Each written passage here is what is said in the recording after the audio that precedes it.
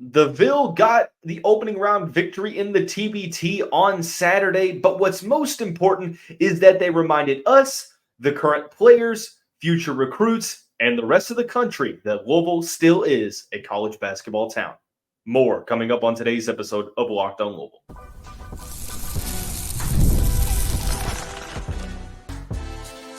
You are Locked on Louisville, your daily podcast on the Louisville Cardinals.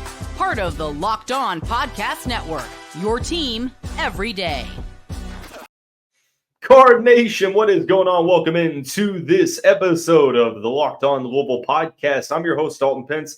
Today's episode brought to you by FanDuel. Make every moment more as playoffs wind down. The sports stop sporting like we want them to, but this summer, FanDuel is hooking up all customers with a boost or a bonus daily. That's right, there's something for everyone every day, all summer long. Visit FanDuel.com to get started.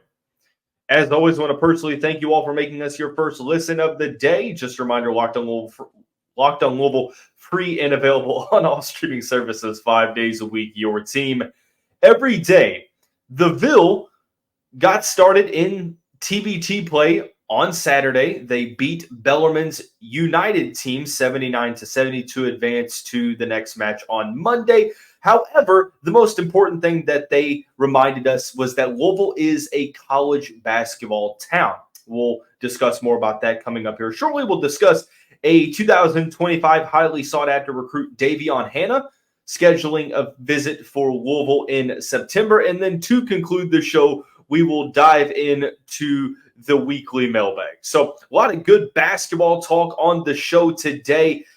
For those that don't know what the TBT is, because some had asked me over the weekend when they saw some stories on the local networks on TV or had seen it on social media or the internet. The TBT is an acronym for the basketball tournament. It's a 64-team single elimination tournament that pays out $1 million to the champion. A lot of these teams are made up of former alumni for a basketball program. Like Louisville has the team, Bellarmine, Kansas, you name it. So Louisville hosted a regional. They were in this tournament last year. They hosted a regional again this year, playing at Freedom Hall, and they took on Bellarmine's United team and ended up winning that matchup 79-70 to move on to Monday's matchup against Sideline Cancer, who pretty ironically has Jack Golke on that team, who Louisville fans love because of what he did for Oakland against Kentucky. So that there's so many different familiar names that are playing. Louisville's team features a lot of the 2013 greats like Peyton Siva, Russ Smith, Shane Bohannon, Montrezl Harrell. There's David Johnson. There's Chris Jones. You name it, a lot of Louisville greats. But nonetheless, they ended up getting the win. However, it wasn't really the performance that they put on the court that is the most significant thing for me. What is most significant coming off of this win, not even the win, but just the atmosphere, was the reminder, I should say, that Louisville, the city of Louisville, is still a college basketball town. Now, why is this important? Well, considering how bad that the Louisville Cardinals have been over the past couple of seasons, especially the past 2 years, but going on to state that the program hasn't made the NCAA tournament since 2019, the perception of this program, the reputation of the Cardinal brand, arguably is as low as it has ever been. And I think that these two things go hand in hand. You know, there was the whole study that came out or that showed Louisville had the most revenue this past season. And everybody's like, how is that possible? Louisville has only won 8 games. They won 4 the year before. And once again, it kind of goes back to pointing that this city, the people in this city are so obsessed with college basketball that it a lot of times doesn't matter. And it took a historically bad past couple of seasons. I mean, when I say historically bad, I'm talking like some of the worst in college basketball history at the Power 5 level. It took drastic issues to take people out of the Yum Center. to get people to be apathetic. And it showed how passionate this fan base was. 5,987 people piled in to Freedom Hall to watch basically an alumni game in the middle of July on a Saturday. And it wasn't that it was just packed. It was rowdy. A handful of accounts from multiple people told me that it was as crazy as we have seen it for basketball in some time. And it just goes to show you that the fan base didn't lose their passion. I understand, that I don't want to, beat a dead horse or go down this road too far, but it took the worst of circumstances for the fan base to say, you know what, I'm going to, spend my time elsewhere.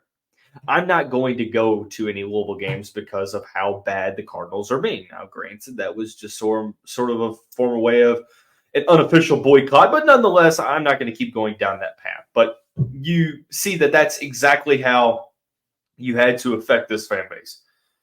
It's still very passionate. And one thing that it showed and reminded the rest of the country, showed the people who didn't know, is that this is a college basketball town. No disrespect to Louisville football, no disrespect to Louisville City FC or Racing Louisville, and soccer is growing exponentially in this city. It's awesome to see. No disrespect to Jeff Brom and the football program, who have this program on a great track to raising that ceiling, I should say, of this program and trying to take us to new heights that we've never been to. That's not geared towards this. It's no disrespect meant. It's more so a testament to how this city is wired. It's pretty interesting. It's not your normal college town because there's a lot of people in this city. There's more people in this city than probably your regular college town, because a city that has as many people as Louisville, if not more, is usually one that features multiple pro teams. Cincinnati, NFL, MLB, MLS, Nashville, NHL, NFL, MLS, St. Louis, MLS, NHL. Used to have NFL. The list goes on. Louisville is like one of the larger college towns in America. And to point it a little bit further, it is, in my opinion, one of, if not the largest college basketball town and college basketball market. We've seen year after year how incredibly high ratings are TV-wise for not only Louisville, but the state of Kentucky. The state of Kentucky is a basketball state. Whether you're in Louisville, Lexington, Bowling Green, Richmond, you name it, basketball is the priority. Now, I know that some will say, well, what about Indiana, or what about some of these other states? Yeah, the basketball is really important there too. But the ratings don't lie. And Indianapolis is a professional sports town. So again, coming back to this point, that Louisville is a unique place because it doesn't really have much of a professional sports footprint. So college sports dominates. College basketball dominates. This is a college basketball town. For 6,000 people, the fourth most attendance in a TBT game, it's incredible. It's absolutely incredible. But where am I getting with this? Well, I'm not necessarily as worried as showing the rest of the fan base or reminding the fan base, oh, yeah, we're a college basketball town. Yeah, no duh. Or reminding the rest of the country, yeah, hey, we're a college basketball town. The rest of the country is like, okay, you have a good one. What I am most impressed with, and what I want to see how this affects the team, is that the members of this current Louisville team were in attendance. And you could just tell they were blown away by the amount of support. And it showed that if you're not historically bad, which I don't think that Louisville's going to be this year, I think that they're going to be really, really good, this fan base is going to support you. And they're going to support you more than you'll see a lot of other fan base support their players. Because two things are true. Number one, when you are on campus, you are automatically a celebrity. Everyone knows who you are at Louisville if you are a member of the Cardinals basketball team. That's just the reality of the situation. So it's showing the current players sort of where basketball ranks in the priorities of fan bases in the city. But also it shows the future recruits. Now, again, this is going to be able to be extended and emphasized more when the Yum Center's filled up for Louisville games. But Pat Kelsey can go to recruits before Louisville plays a game, say, hey, look, I know we haven't been good in the past couple of years. Attendance has taken a hit, but look what happens. 6,000 people showed up at Freedom Hall to watch an alumni game. So it showed that you can be a celebrity on the court when you are a member of the team. But the second thing that it showed is that you'll always be a memorable figure in this city. The 2013 National Championship was over a decade ago. Peyton Siva, Russ Smith, Montrezl Harrell, Luke Hancock, Shane Bohannon, Wayne Blackshear, etc. are all celebrities to this day. People know them when they walk on the street here in Louisville. That's just the way that Louisville is it's a large city, but it's not at the same time. So why am I saying all this? Well, what is the point of having a whole segment on discussing that Louisville's still a college basketball town? First of all, for the perception and the brand is that Louisville is not going anywhere anytime soon because the fan base won't let it. The fan base will always hold this program to higher standards as it needs to. That's why you didn't get a year 3 of Kenny Payne, because the standards were not being met. And also, it's showing the players just how special, this program is to the city, how they will rally around these players who just look like they had a ball hanging out at this game. And it also shows future recruits, hey, look, you can walk on this campus and be a celebrity right away. And I'm interested to see what the recruiting pitches look like moving forward. But enough about the TBT at the moment. We are going to transition into 2025 recruiting. We've been talking about players that have scheduled Louisville visits. There have been some visits that have been canceled, it seems, but one has been scheduled for the first weekend of September. Davion Hannah, top 30 recruit, will make his way on to campus. We'll explain what he could bring to this Cardinals program, who Louisville is in contention with, coming up here after we tell you about our friends over at FanDuel. Look, I understand that right now we're in the dog days of summer. There's not much sporting going on. The only thing you have right now is MLB.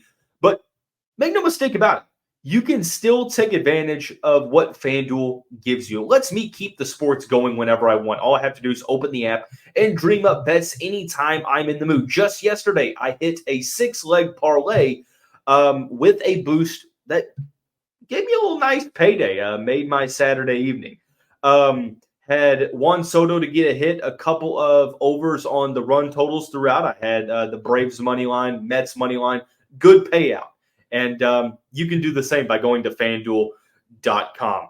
Head to FanDuel.com and start making the most out of your summer with a boost or bonus daily. Also want to take this time before we get into the next segment to continually stress that you need to take advantage of Locked On Sports Today. It's a free 24/7 streaming channel programmed for you every day to bring you the biggest stories without all the screaming.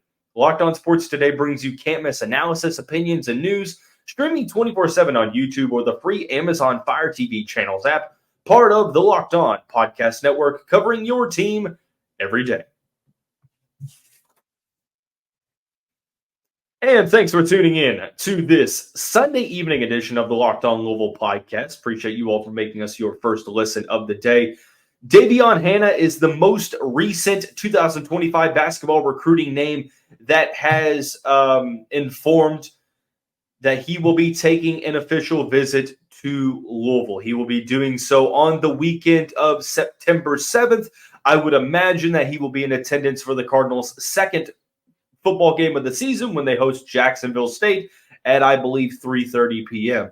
But nonetheless, pretty solid news. Pat Kelsey will be a busy man in the months of August and September, specifically the latter of the two. But Davion Hannah, the 6'5" combo guard, who will play his final season of college eligibility at Link Academy in Branson, Missouri, transferred from, I believe it was,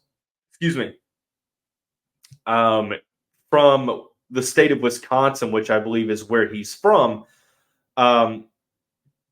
He is ranked as the 29th best player in the country, according to 24/7 Sports Composite, 4th best combo guard, 3rd best prospect in the state of Missouri at this time. So at the moment, that's a pretty solid date to have on the schedule if you are Louisville, because at this point, it looks like the teams you're going up against are going to be formidable opponents, but not any blue blood opposition at the moment. The highest level of competition in this recruitment will come from Alabama, Wisconsin, Ohio State, and Wake Forest currently.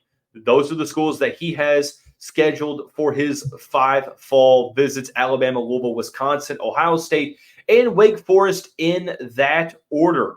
Again, Wisconsin worries me a little bit here because he is from the state of Wisconsin, and one thing is for certain is that more oftentimes than not, players from that state usually tend to stay home. Now, I know it's become a little bit less popular in recent years with guys like Tyler Hero and company, Patrick Baldwin as well. But, well, actually, he did go to school in the state of Wisconsin. He just didn't go to Madison to play his college ball. But nonetheless, Tyler Hero, a couple of other guys that ended up not playing there. If I'm not mistaken, I think Tyrese Halliburton is from that area. He's from Oshkosh, Wisconsin. I know there was that whole situation. If Hero was going to Washington or Wisconsin, then Halliburton wasn't. Hero switches his commitment to Kentucky, then it's too late. But nonetheless, I'm not going to go down that rabbit hole. I am just saying all that to say that it's going to be challenging, even though he is playing his last season at Link Academy, which is where Jasper Johnson just played before transferring back to Woodford County, and a bunch of other high-profile players, Aiden Sherrill, LeBaron Philon, etc. And LeBaron Philon, I believe, is at Alabama now. And again, there is that connection there. So it's going to be a tough battle with Wisconsin in this one. I think Alabama could also be some really formidable opposition. But Davion Hannah, 6'5" combo guard, is more of a 2 than he is a 1. I think at the next level, he projects to be probably a prototypical shooting guard, maybe even playing the 3 in some situations, secondary, tertiary ball handler. A lot of his offense is predicated on him being a big-time shot maker. And I mean just absolutely advanced when it comes to creating his own shot, whether it's in catch-and-shoot situations, dribble into his shots, stepping into them, spot up, you name it. Doesn't really get sped up or slowed down, does a great job of getting to his spots and just being an absolute lethal shooter, whether it's from behind the arc, in the mid-range. There is no favoritism to either. He can just score in all 3 levels of the half court. Most of his offense at the high school level, he does play on the Nike EYBL, which would help out a team like Alabama, unfortunately, Ohio State as well. But I wonder how this recruitment is going to go. But like I mentioned, a lot of his offense in transition, spot up, believe it or not a bad post-up player as well. So 6'5", plays a little bit larger than his size, utilizes that size against some smaller players in the AAU circuit or in high school. I want to see how he does for Link Academy this season, because he's going to play some better players. As a junior, however, he averaged about 19 a game, 8 rebounds, 2.6 steals, 1.5 blocks, made a state semifinal appearance in the EYBL, 15 points, 4.5 rebounds, 1.9 assists, played for Team Hero, believe it or not, and was named a top performer at the MBPA Top 100 camp. So this is a player that arguably, if Louisville gets an elite level guy, like this is the range that they would get him in, like the late 20s, early 30s, like where Donovan Mitchell was, where Quentin Snyder was, Deng Adele, the list goes on. So this could be the player that could be like the crown jewel of the class that might not be like the guy that comes in and plays as a one and done right away, but by year 2, he could be an absolute star. So again, with the visit being scheduled out over a month, the main focus here is that he makes that visit, because if he makes the visit and then cancels it, it doesn't really matter that he scheduled the visit in the first place. He has to legitimately be on campus for this to be a significant phenomenon for the University of Louisville and Pat Kelsey and company. So I really like Davion Hannah's game. I think that he can probably be fitting into that 2-guard role, does well in transition, attacks the boards really well, plays good defense, and then not to mention big-time shot makers. So all the qualities that Pat Kelsey's looking for in a respective skill set for this team, it feels like Davion Hannah sort of possesses those qualities and embodies that player archetype that he's looking for. So going to be interesting to watch this recruitment moving forward. To conclude the show, however, we are going to dive into a weekly mailbag, a couple of great football and basketball questions that we will answer coming up after the break.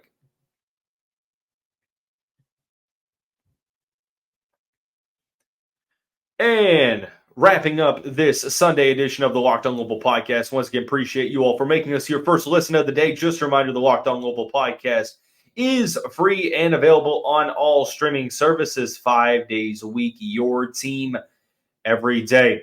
I know I've been giving some shout outs to a couple of podcasts across the Locked On Podcast Network. I'm going to continue to do so because this network employs some very, very brilliant and absolutely great podcast hosts. They're very entertaining, informative, you name it. Today, I'm giving a shout out to Locked On Gators, Brandon Olson. Brandon is phenomenal with the way he breaks down the Florida Gators, whether it is recruiting, whether it is analysis of the team, whether it's Billy Napier's future, etc. So be sure to tune in if you just are finding something new to watch, or you want to get to know a little bit about a football program that's going to be under the microscope this season.